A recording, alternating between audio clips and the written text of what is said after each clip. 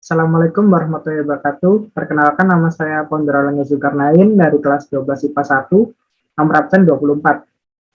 Pada topik pengenalan potensi diri, saya akan menjelaskan beberapa potensi diri saya. Yang pertama ada pertanyaan persiapan setelah lulus SMA. Yang pertama kali saya lakukan setelah dan tentunya juga sebelum lulus SMA itu adalah mencari informasi mengenai jurusan yang saya minati, serta masa depan yang akan terjadi pada jurusan saya. Seperti saya akan mendaftar jurusan teknik informatika. Namun, saya juga akan mencari beberapa informasi.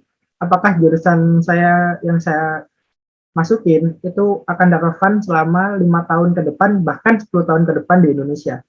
Karena itu berpengaruh pada prospek kerjanya.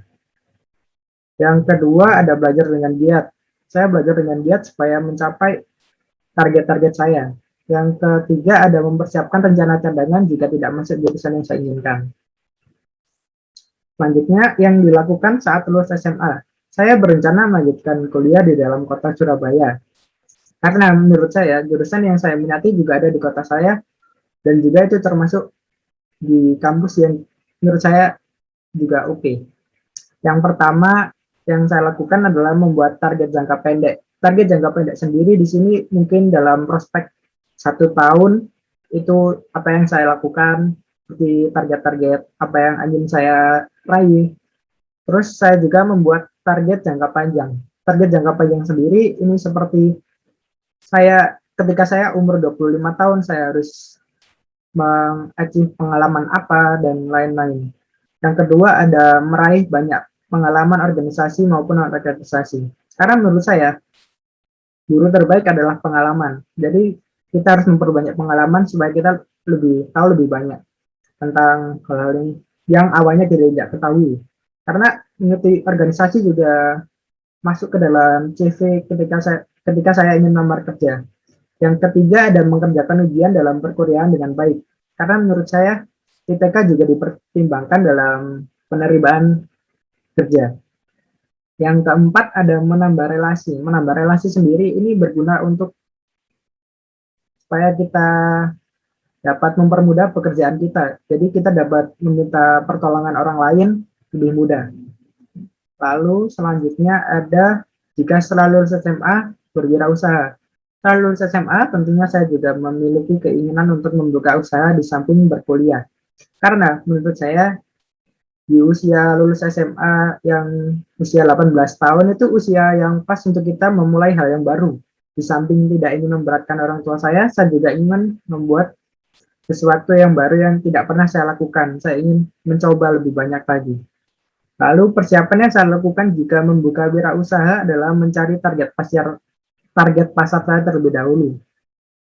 Karena jika saya tidak memiliki target pasar, saya akan kebingungan akan memasarkan produk saya kemana. Dan mencari tahu tren yang akan terjadi, yang sedang terjadi. Seperti jika kita tidak mengikuti tren, maka kita akan tertinggal jauh dengan pasar itu sendiri. Lalu menanyakan pengalaman ke orang yang sudah lebih dahulu terjun di bidang bisnis yang akan saya lakukan. Setelahnya baru saya lakukan bisnis yang akan saya tekuni itu.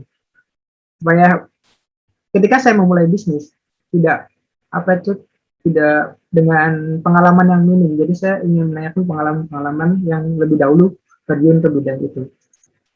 Lalu potensi wirausaha dalam diri saya berpotensi membuka wirausaha dalam bidang fotografi dan videografi.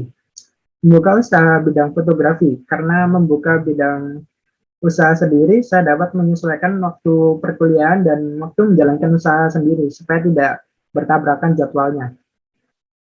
Bidang fotografi itu seperti saya membuka studio foto atau saya membuka seperti kalau kalian tahu ada Volux Media atau Frelion itu PH, Production House, itu juga dapat memproduksi seperti iklan, saya dapat memproduksi seperti foto-foto model atau foto produk, itu bisa saya lakukan. Lalu mengajak teman untuk bisnis bersama. Karena kenapa saya mengajak teman untuk bisnis bersama? Karena saya merasa jika bisnis dilakukan hanya dengan satu orang itu akan susah banget untuk dilakukan. Karena saya tentunya tiap orang itu kan memiliki kemampuan yang berbeda-beda.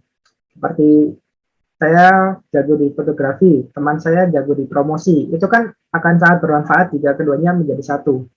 Karena jika mengurus sendiri dengan pengalaman yang sangat minim, itu akan bisnisnya akan gagal. Sekian presentasi saya. Jika banyak kurangnya mohon maaf dan terima kasih telah menonton sampai akhir.